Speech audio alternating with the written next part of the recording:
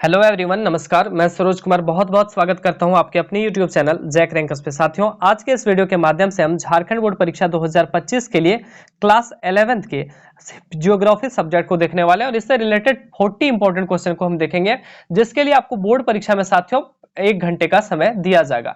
इस वीडियो में हम जियोग्राफी यानी कि भूगोल के वो इंपॉर्टेंट क्वेश्चन को देखेंगे जैसे आपके बोर्ड परीक्षा में क्वेश्चन पूछा जाएगा। इससे पहले वीडियो शुरू करें, आपको बता दें कि झारखंड बोर्ड की परीक्षा क्लास 11th की जो होगी उसमें total number of question 40 number के क्वेश्चन पूछे जाएंगे। प्रत्येक सब्जेक्ट से 40-40 सवाल आपके पूछे जाएंगे और टोटल साथियों आपकी जो है 5 सब्जेक्ट की परीक्षा आयोजित की जाएगी, जिसमें से आपको 4 विषयों में उत्तीर्ण होना यानी कि पास होना बहुत ज्यादा अनिवार्य है।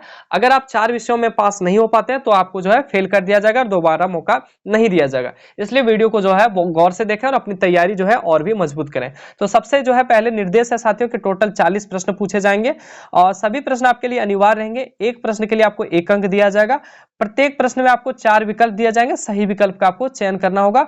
गलत उत्तर के लिए साथियों कोई भी अंक नहीं काटे जाएंगे, यानी कि आपको 40 क्वेश्चन में से 40 क्वेश्चन बना के आना है। गलत भी होता है तो उससे कोई दिक्कत नहीं है साथियों। तो चलिए बिना टाइम वेस्ट के वीडियो को शुरू करें। वीडियो शुरू करने से पहले बता दें, अगर आप हमारे व्हाट्सएप ग्रुप में ऐड होना चाहते हैं तो 9835146164 पे मैसेज करके आप व्हाट्सएप ग्रुप में ऐड हो सकते हैं, या फिर नीचे दिए गए डिस्क्रिप्शन में क्लिक करके लिंक में आप उनको ऐड कर लीजिए, हो जाइए, ताकि जो भी अपडेट आती है, इंफॉर्मेशन आती है, उनका इंफॉर्मेशन आपको हमेशा मिलते रहे।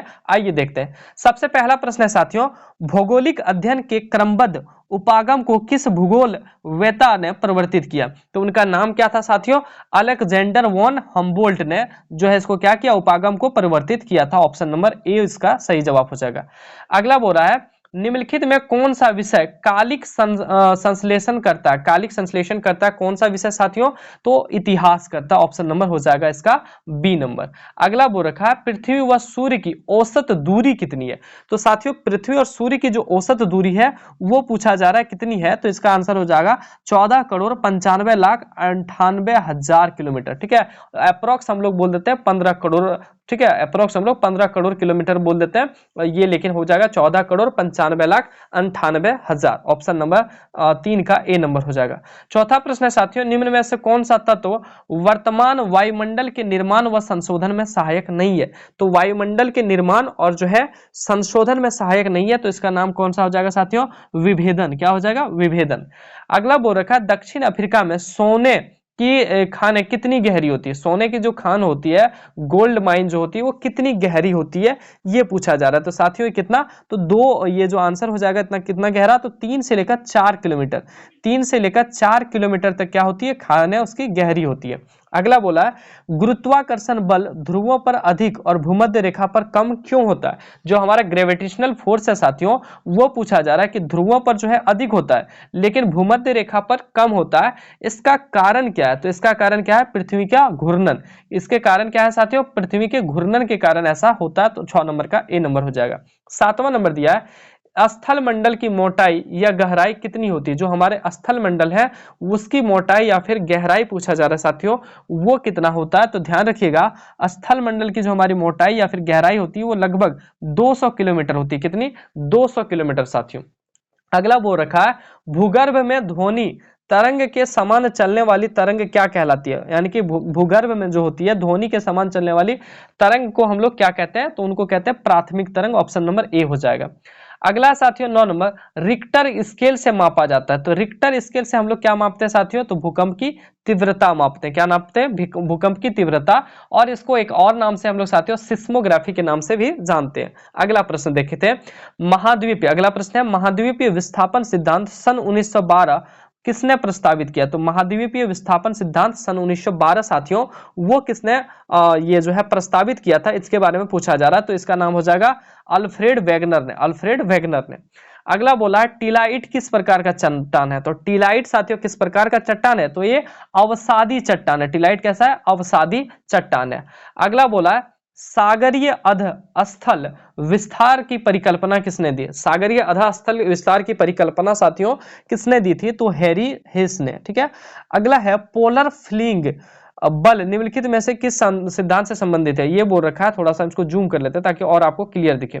बोला गया, पोलर फ्लिंग बल निम्नलिखित में से किस सिद्धांत, ये किससे संबंधित है? ये क्वेश्चन पूछा गया। तो ये संबंधित किससे? पृथ्वी के घूर्णन से संबंधित। जो बोला पोलर फ्लाइंग फोर्स, वो किससे संबंधित साथियों, पोलर फ्लिंग नहीं है, वो फ्लाइंग है, ठीक है, वहां पे लिख दिया पोलर फ्लिंग।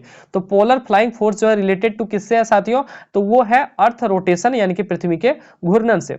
अगला है निम्नलिखित में कौन सा एक अनुक्रमिक प्रक्रिया है, ये कौन सा एक अनुक्रमिक यानी कि सिक्वेंशियल प्रोसेस है, तो इनमें से कौन सा एक अनुक्रमिक प्रक्रिया है साथियों, तो आंसर हो जाएगा आपका पटल विरूपणी, पटल विरूपणी हो जाएगा इसका आंसर, पटल विरूपणी, ठीक है। अगला क्वेश्चन देखो 15 नंबर बोला गया, निम्न में से किन प्रदेशों में रासायनिक अपक्षय प्रक्रिया आंतरिक अपक्षय प्रक्रिया की अपेक्षा अधिक शक्तिशाली है, यानी कि बोल रखा है रासायनिक अपक्षय प्रक्रिया जो है वो आंतरिक अपक्षय की प्रक्रिया से क्या है, अधिक शक्तिशाली है, वो किस प्रदेशों में है, इनके बारे में पूछा गया। तो आंसर क्या हो जाएगा साथियों, वो चूना पत्थर प्रदेश आंसर हो जाएगा, ठीक है। अगला बोल रखा है निम्नलिखित में कितनी ऊंचाई पर ऑक्सीजन की मात्रा नगण्य हो जाती है, तो कितनी ऊंचाई हम लोग जो है अगर चल जाएं तो ऑक्सीजन की मात्रा बिल्कुल नगण्य हो जाएगी, तो साथियों इसका आंसर हो जाएगा 120 किलोमीटर, यानी कि जब आप अर्थ जमीन से 120 किलोमीटर ऊपर चल जाते हैं तो ऑक्सीजन की मात्रा बहुत कम हो जाएगी, यानी कि नगण्य हो जाएगी, नहीं के बराबर हो जाएगी, आपको इसके लिए सिलेंडर ले जाना पड़ेगा। आगे देखो बोल रखा है साथियों 16 नंबर के बाद 17वां नंबर, निम्न में से किस अक्षांश पर 21 जून की दोपहर को सूर्य की किरणें सीधी पड़ती है, तो 21 जून को दोपहर को सीधी किरणें किस अक्षांश पे पड़ती है, तो साथियों 23.5 डिग्री उत्तरी अक्षांश पे, कितना 23.5 डिग्री जो है नॉर्थ लेटीट्यूड पे जो है हमारे जो सन के रेज हैं वो डायरेक्टली फॉल करते हैं, और किस दिन, तो 21 जून को। अगला बोला गया साथियों अंतर उष्ण कटिबंधीय अभिसरण क्षेत्र कहाँ बनता है, तो अंतर उष्ण कटिबंधीय क्षेत्र कहाँ बनता है इसके बारे में पूछा गया है, तो इंटर ट्रॉपिकल जो पूछा गया वो कहाँ पे बनता है, तो इनका आंसर हो जाएगा 30 डिग्री उत्तर से लेकर कौन सा हो जाएगा, 30 डिग्री उत्तरी अक्षांश से लेकर क्या हो जाएगा 30 डिग्री दक्षिणी अक्षांश के मध्य में जो है साथियों बनता है, कौन सा, तो उष्णकटिबंधीय अभिसरण क्षेत्र। अगला बोला गया समुद्र तल पर वायु दाब कितना होता है, यानी कि समुद्र के जो तल है उस पे सी लेवल पे जो एयर का प्रेशर है वो पूछा जा रहा है कितना होगा, तो सी लेवल पे साथियों कितना हो जाएगा 1013.25 मिली बार, यानी कि ऑप्शन नंबर ए इसका बिल्कुल सही जवाब हो जाएगा। अगला है साथियों उष्णकटिबंधीय चक्रवात को ऑस्ट्रेलिया में किस नाम से जाना जाता है, उष्णकटिबंधीय जो चक्रवात होते हैं उनको हम लोग ऑस्ट्रेलिया में किन नाम से जाने जाते हैं, तो विली विलीज, ठीक है, विली विलीज के नाम से जाना जाता है, सी नंबर। अगला बोला निम्नलिखित प्रकार के बादलों में से आकाश में सबसे ऊंचा बादल कौन सा, आकाश में सबसे ऊंचा जो बादल होता है वो कौन सा होता है साथियों, तो उनका नाम है पक्षाभ मेघ, ठीक है, पक्षाभ मेघ होता है, ऑप्शन नंबर ए हो जाएगा। अगला है 22 नंबर पृथ्वी के धरातल के निकट वायु का औसत वार्षिक तापमान कितना होता है, यानी कि पृथ्वी के धरातल के निकट जो हमारी जमीन के निकट जो है वायु जो हमारे एयर होते हैं उनका जो है औसत प्रत्येक साल जो है एवरेज कितना तापमान रहता है वायु का, तो लगभग साथियों 16 डिग्री सेल्सियस आता है, कितना 16 डिग्री सेल्सियस, ठीक है। आगे देखो पूछा गया प्रश्न 23वां नंबर जलवायु के वर्गीकरण से संबंधित कोपेन, ठीक है, कोपेन की पद्धति को व्यक्त किया जा सकता है, तो कोपेन की पद्धति साथियों अनुभाविक है, कैसा है, अनुभाविक पद्धति है, अप्लाइड, ऑप्शन नंबर डी हो जाएगा। अगला है सामान्यतः खुले महासागर की लवणता कितनी होती है, यानी कि उसमें सॉलिनिटी कितनी होती है, लवणता कितनी होती है, जो महासागर जो है पूरी तरह से खुले सामान्यतः खुले महासागर की, ये पूछा गया, तो इसमें आंसर हो जाएगा 33 से लेकर 37%, यानी कि 33 से लेकर 37% तक। आगे अगला प्रश्न है 25वां नंबर निम्न में से कौन सा सबसे छोटा महासागर, सबसे छोटा महासागर के बारे में पूछ रखा है साथियों, तो सबसे छोटा महासागर कौन सा हो जाएगा, आर्कटिक महासागर, कौन सा, आर्कटिक महासागर, ऑप्शन नंबर सी हो जाएगा। सबसे बड़ा महासागर आपको कमेंट सेक्शन में बताना है कि सबसे बड़ा महासागर और सबसे गहरा महासागर दोनों आपको कमेंट, सबसे बड़ा एक तो बताना है और सबसे गहरा महासागर कौन है वो दोनों आपको बताना। अगला प्रश्न है साथियों फंडी की खाड़ी कहाँ स्थित है, फंडी की खाड़ी bay of Fundy, bay of Fundy कहाँ पे स्थित है इनके बारे में पूछा गया, तो ये कनाडा में स्थित, कनाडा जिसको बोलते हैं कनाडा में स्थित बे ऑफ फंडी लोकेटेड, ठीक है। अगला बोला है पृथ्वी पर अपसोर की घटना कब होती है, तो अपसोर की जो घटना होती है साथियों वो कितना को होता है, तो 4 जुलाई को। आगे बोला रखा है मानव अनुवांशिक रूप से किस प्रजाति से संबंधित है, यानी कि मानव जो है किससे संबंधित करता है, तो आप तो पढ़ते आ रहे हो होमोसेपियंस से, ठीक है, होमोसेपियंस से जो है मानव की जेनेटिक मैच करती है। आगे बोला भारत के उत्तर से दक्षिण इसकी वास्तविक दूरी, उत्तर से दक्षिण पूछा गया साथियों, तो वास्तविक दूरी के बारे में यहाँ पे पूछा गया, तो कितना हो जाएगा 3214 किलोमीटर उत्तर से दक्षिण की दूरी 3214। अब पूरब से पश्चिम पूछ ले तो 2933 याद रखोगे, ठीक है, ये हो गया आपका उत्तर से दक्षिण, ये हो गया पूरब से पश्चिम की ओर। आगे बोला वर्तमान वर्तमान अनुमान के अनुसार पृथ्वी की आयु लगभग कितनी है, तो पृथ्वी की आयु साथियों कितनी वर्ष है, उतनी वर्ष है कि आप लोग सबको या हम लोग सबको जिंदा आराम से रहेंगे 46 करोड़ ईयर, 46 करोड़, ठीक है, बहुत ज्यादा होती है। आगे बोला है सिंधु गंगा ब्रह्मपुत्र के मैदानों में जलोढ़ की औसत गहराई कितनी होती है, जो जलोढ़ होती है उसकी औसत गहराई 1 किलोमीटर से 2 किलोमीटर होती है, यानी कि 1000 से लेकर 2000, 1 किलोमीटर से 2 किलोमीटर भी दे सकता है ऑप्शन में, 1000 से लेकर 2000 मीटर तक। अगला है व्हाट इज वही क्वेश्चन, अंडमान और निकोबार को कौन सा जल क्षेत्र अलग करता है, कौन सा जल क्षेत्र अलग करता है, कितना डिग्री का चैनल अंडमान और निकोबार को अलग करता है, तो 11 डिग्री चैनल, ठीक है, 11 डिग्री चैनल जो है अंडमान और निकोबार को जो है क्या करता है, सेपरेट करता है। आगे पूछा गया साथियों निम्नलिखित में कौन सा अलकनंदा और भागीरथी का संगम स्थल है, यानी कि अलकनंदा और भागीरथी कौन से जगह पे जाके मिलती है, तो उसको हम लोग कौन सा प्रयाग कहते हैं, देव प्रयाग, याद रखिएगा, जहां पे अलकनंदा और भागीरथी जो है एक दूसरे को कॉन्फ्लुएंस करती है उसको हम लोग देव प्रयाग कहते हैं। आगे है साथियों जाड़े के आरंभ में तमिलनाडु के तटीय क्षेत्र प्रदेशों में वर्षा किस कारण होती है, तो तमिलनाडु में जो है साथियों जैसे जाड़ा का आरंभ होता है ठंडा, तो वैसे ही वर्षा होने लगती है, तो इसका कारण क्या है कि तमिलनाडु में ऐसी वर्षा होती है, तो दक्षिणी पश्चिमी मानसून के कारण, ठीक है, दक्षिण पश्चिमी मानसून के कारण, साउथ वेस्ट मानसून के कारण। अगला बोला है नंदा देवी जीव मंडल निम्नलिखित में से किस प्रांत में स्थित है, नंदा देवी जीव मंडल साथियों वो कहां पे है, तो उत्तराखंड में, ठीक है, नंदा देवी जीव मंडल कहां पे situated in which of the following state, Uttarakhand.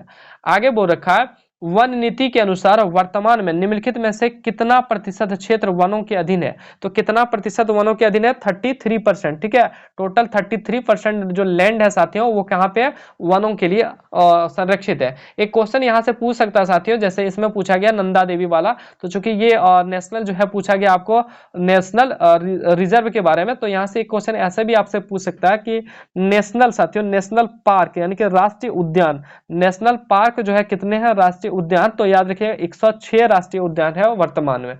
अगला क्वेश्चन देखो, अगला बोला सुनामी का अर्थ होता है साथियों, सुनामी का अर्थ क्या होता है, तीव्र भूकंप, भूस्खलन, तूफान, अंतःसागरीय भूकंप या फिर तीव्र झंझावत, तो आंसर क्या हो जाएगा साथियों, तो अंतःसागरीय भूकंप यानी कि सागर में जो भूकंप आता है उसको हम लोग बोलते हैं। कभी कभी पूछ लेता है सुनामी कैसे लिखा था, तो सुनामी टी सुनामी हम लोग लिखते हैं, ध्यान में रखना है टी सुनामी, ठीक है, सुनामी को जो है सिर्फ सुनामी नहीं टी सुनामी हम लोग लिखते हैं। आगे देखो इनमें से किस नदी में माजुली, ठीक है, क्या बोला, माजुली नदीय द्वीप है, माजुली नदीय द्वीप किसमें है साथियों, तो ब्रह्मपुत्र में, ऑप्शन नंबर बी हो जाएगा, Majuli river island situated in Brahmaputra. आगे बोला गया है भारत में किस राज्य में आम्र वर्षा होती है, आम्र वर्षा यानी कि साथियों अम्ल वर्षा जिसको हम लोग बोलते हैं, ठीक है, आम्र वर्षा बोल रही है, हाँ ठीक है, मैंगोज वाली बात हो रही है, तो आम्र वर्षा किसमें होती है साथियों, उनके बारे में पूछा गया, केरल एवं तटीय कर्नाटक में, ठीक है, केरल एवं तटीय कर्नाटक में आम्र वर्षा होती है, यानी कि मैंगोज बहुत ज्यादा होती है।